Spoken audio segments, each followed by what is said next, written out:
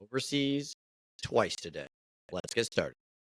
Sir, I will live with perseverance in the spirit of Taekwondo, courtesy for fellow students, integrity within myself, and to become a black belt leader. Welcome to the ATA Nation podcast. Welcome back, ATA Nation. This is episode 147 of the ATA Nation podcast. It is a pleasure to be back with you today. We have two great guests on today. I did one of these interviews at Spring Nationals, and I decided, how great would it be to have an international athlete of the week as well as an international ATA school owner. So we've got them both today on episode 147 of the ATA Nation podcast. Make sure you hit the subscribe button. Go over to YouTube, hit the subscribe button on the ATA's YouTube page. Go to your podcast player, hit the subscribe button. We want all of ATA Nation to hear what we've got going on.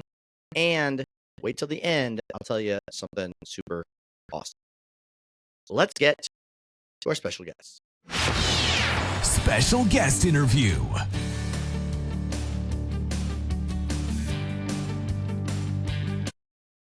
ATA Nation, we have another awesome athlete from across the globe in ATA Nation. Ma'am, can you introduce yourself and tell us where you're from? Yeah. ATA Nation, I'm Livia Ferreira from Brazil, and I train at ATA Plant System in São Paulo, Brazil. Fantastic. And what rank are you, ma'am? I am a first-degree black belt. First-degree black belt. Congratulations. And how did you get started in martial arts? So, my mom is a black belt from Hapkido. Okay. And I usually see her as an example for me. So when I was 9 years old, she introduced me to Taekwondo. So, and it was like first love, I love it. So I started to practice since I was 9 years old. That's fantastic. I love that. And you got introduced to martial arts from your mom. That's super cool. Yeah. What's your favorite part of training in martial arts? Martial arts connect people. So when you train in martial arts, you can talk to other people, your skills, you can teach them new kicks, punch. So you can talk to each other. What do you train in your type of martial art? I love that. That's great. Yeah. So you guys down in Brazil are going to have the Pan Am Championships this year. When you go to tournaments and when you do tournaments, what's your favorite thing to do at a tournament?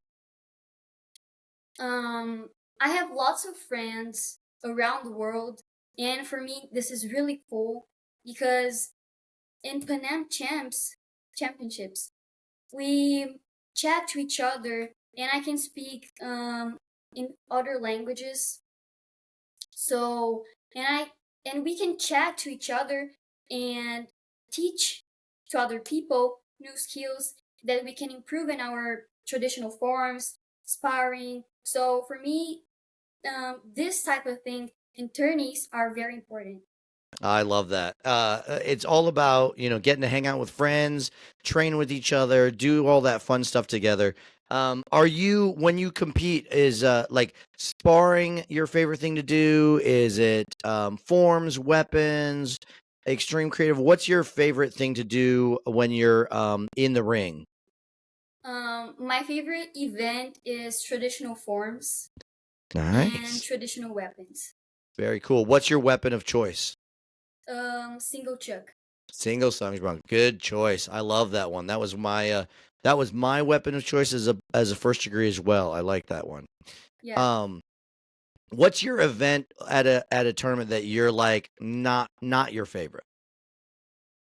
That's a hard question. I love all, but Good answer.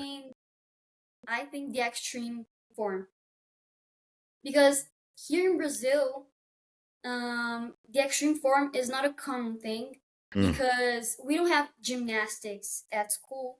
So for us, it's very hard to practice new tricks. So yeah, That makes sense. You know, you don't have access to quite as much of that yeah, gymnastics training and whatnot. I understand that. I understand. I love, getting to do those different events. Single songs wrong. Like I said, I love that one. What kind of goals do you have for martial arts? Are you aiming to be, a master? Do you want to teach? Do you want to be a world champion, Pan Am champ? What kind of goals do you have? so as a Taekwondo athlete, we all have goals, right? So for me, I have lots of goals. My first goal is to become a world champion, and I'm keeping hard and pushing hard to achieve this goal. Other goal that I have is to every country have it brand ambassador. So my goal is to become a brand ambassador here in Brazil. Oh, I love that. That's a great goal. Yeah, That's super cool. Be an ambassador for ATA in Brazil. That's super cool. Well, hopefully you will be able to share this video when it goes live and everybody will see how cool you are. What does it what does it mean to you to be an athlete that goes beyond the belt? so going beyond the belt taught me to be more confident, to enhance self awareness, fitness, and ability to focus. Also, going beyond the belt is for you to um, um, the skills that you've learned on the mat, you're going to bring them on your real life. That's great. I love to hear every different athlete that we've highlighted get to hear what they think of as going beyond the belt and how cool it is to have kids all over the world learning martial arts and being able to share the fact that what they're doing on the mat is not the only thing, that they're taking that information, that lifestyle, and living it out in the world. And I think that's super cool. So I want to thank you for being one an inspiration to all these other athletes out there. They can see you, see what you're doing, and be able to set some goals like you've done. And congratulations on being chosen in one of the athletes of the week by the junior brand ambassadors here in the U.S. That's awesome. Thank you. Well, congratulations. And do you have any tournaments coming up that you're going to be competing in? Yeah, I have a tourney this month. It's going to be the Brazilian Championship. Excellent. Well, good luck at that. And then you said your goal is to be a world champ someday. Are you coming to Worlds this year? Yeah. Um, I yeah. So, um, I am classified to the TOC from the Brazilian Championship, so I'm competing it right now and try to go to the Worlds. That would be awesome. Well, if you head out, if you're able to go to Arizona this year, make sure if you see me, you stop me and say hi, because I'd love to meet you in person. So that would be awesome. Okay, I will do that. Excellent. Well, good luck at the Brazilian Championships. Do your best. Do your awesome skills that we know you have. Post on social media and let everybody know how you did. And congratulations again. Thank you. AT Nation, we have with us an international guest, one of our favorite overseas listeners. Can you introduce yourself for AT Nation, sir? Yes, sir. My name is Mr. Bardwell, Tom Bardwell, and I'm the chief instructor at Mango Martial Arts in Ireland. Ireland, as you might have told from his accent. So we're here at Spring Nationals in Fort Worth. Absolutely. Which you guys actually have a connection to Texas. Can you kind of give us the history of how kind of you guys started the ATA, and then how you got to Ireland doing martial arts there? Yeah, so we came over we've done quite a lot of traveling, and my wife's work took us over to Dallas. Okay. And then my son got into soccer. He's always been into soccer and various bits and you called it pieces. soccer. And Yeah, well, I saw a little hesitation in the way you were saying it. Know your audience. Yeah, absolutely. So, yeah. And I was like, what's Kian going to do? Kian's my middle son. And we really wanted to make sure that he had something to do. And I remembered that when I was young, I did some jiu-jitsu. Okay. So, yeah, when I was 6, I started doing jiu-jitsu. And I was like, and he was 6 as well. And I thought, I'm going to find some martial arts. And the ATA school was the first one I saw. I went there, he did a class, and he loved it. And you could see he was absolutely zoned in. He was ready to go. And yeah. It's been and so how much longer till you started in, and your wife as well? Yeah. So he started in December. We went home, then we came back, and we were started by March, I think. Okay. So yeah, where Everyone everyone else was on. There was a small period where the older son, Owen, he started training as well. And then we were like sitting on the side watching, and they said, well, why don't you come on, try it. See what it's like to actually do the moves. As all good Taekwondo instructors should. Ask the parents, get on the floor. Absolutely. So, what school was that? Who was the instructor there? So that's ATA Colleyville. Okay. So that was Mr. Sifra.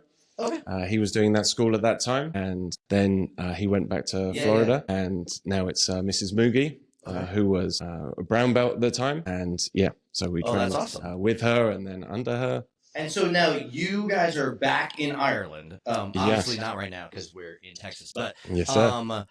You get back to Ireland, you guys right away be like, hey, we're going to do this ATA thing, or was it a process to think through? Well, we were very lucky. So we did COVID in Dallas, and I think that was probably a good place to do COVID in. Yeah. I think you were probably safer in Texas, or a little freer in Texas. Yes. Everything's bigger in Texas. I think that's true. Free. I think that's true. So yes, then there was an opportunity to come back with work, but also I met Chief Master Schreiber, and he was opening a school in the UK. So I was like, okay, this could work well. We were looking at maybe going back to the UK or Ireland, and then we swung it to the UK to try things there. And go through the whole opening a school process. Yeah. And learning from one of the best. Yeah. You can't go wrong. Okay. So a question. So when I've talked to some international licensees, every country is a little bit different in their perspective of martial arts. Like we're very blessed in the United States where like everybody knows martial arts is another activity that you do, and you can have a martial arts school, and you can have a full-time business martial arts school. Master Tenger from Portugal. Yeah. Portugal, was like the first guy in his country to open up professional martial arts school. What's it like in Ireland? Are there lots of competition? Is it a normal thing? So I have in our local town where we are, there is actually another full-time professional school. I don't know that it's their only thing, but it is a dedicated space that has mats and things like some other gym or whatever. Yeah. So they do karate and kickboxing and things like that. But yeah, when we told sort of family that we were going to come over and open a school, they were a little bit surprised. They were like, can you do that really? Is that a thing? Is that a thing? And I mean, to be fair, when we went over, we didn't know it was necessarily going to be a thing. We thought we're going to give this a really good try. And we'll do an after school program and see what happens. We did the after school program. We did a free taster session, and we had 200 people turn up. Oh, wow. To our, we did various schools, but Can't go wrong with 200 so people we said, up. right, brilliant. Okay, someone's interested in this.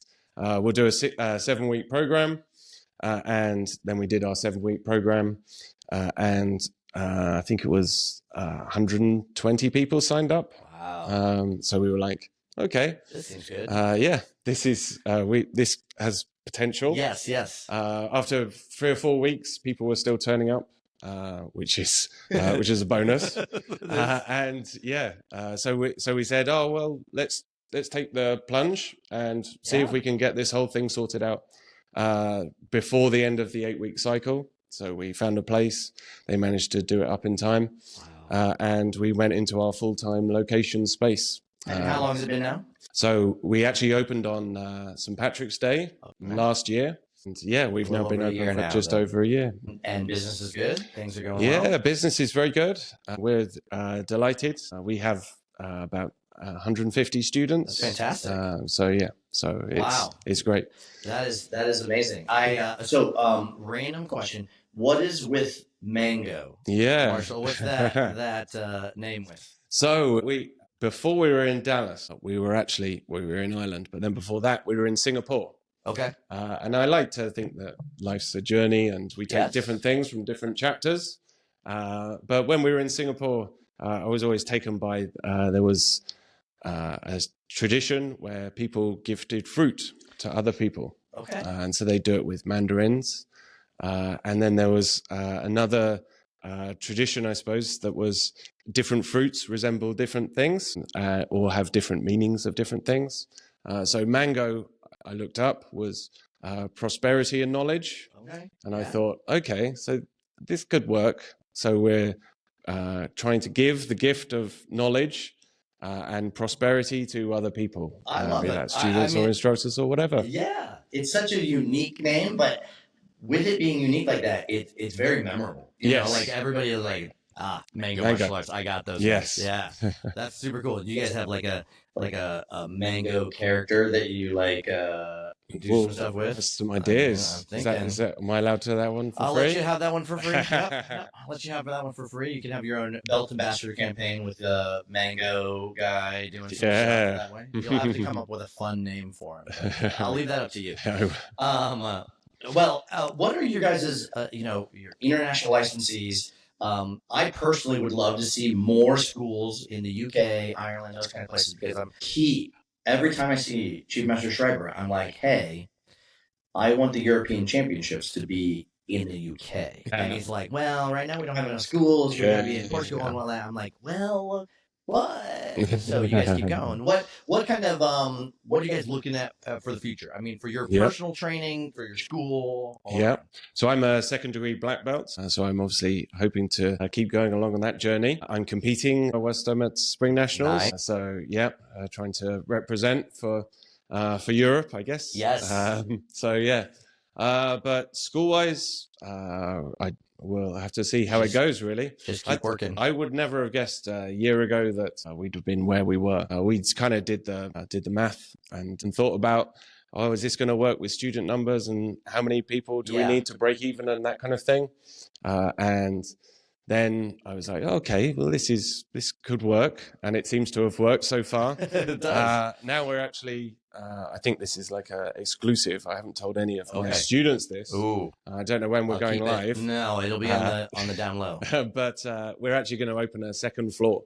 Excellent. So we've got one bay of this sort of big kind of warehouse place. And we're going to have a completely separate one. Just next to it. Fantastic. So that's our current kind of growth plan. Some of our lessons are a bit big, so we just want to make sure that we give everyone the best experience that we can. That's fantastic, sir. Well, best of luck. It was great meeting you here in the States. Maybe I'll get to meet you over there at your school someday. I love that. Thank you so much for your time, and we really appreciate it. Thank you very much. Thanks, sir. Thank you, sir. Back to training.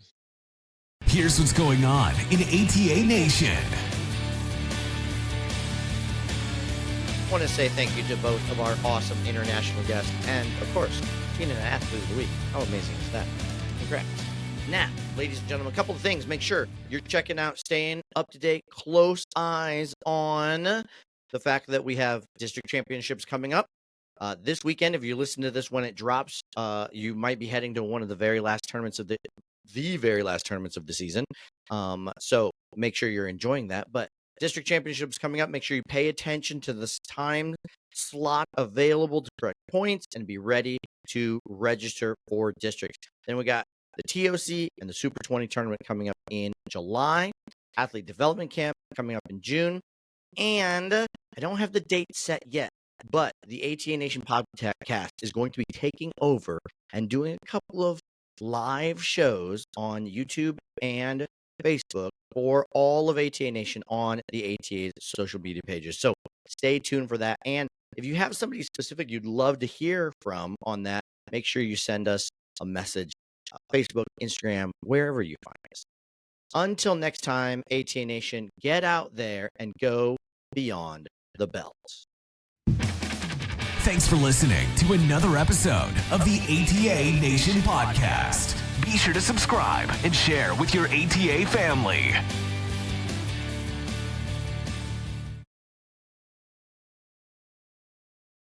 Secret part? There was something else I was going to tell you guys. Oh, guys, did you see on the ATA's Facebook page where Spring Nationals is next year? Did you guys see it? Did you see it? I'm so excited. It's going to be awesome. Okay, take care.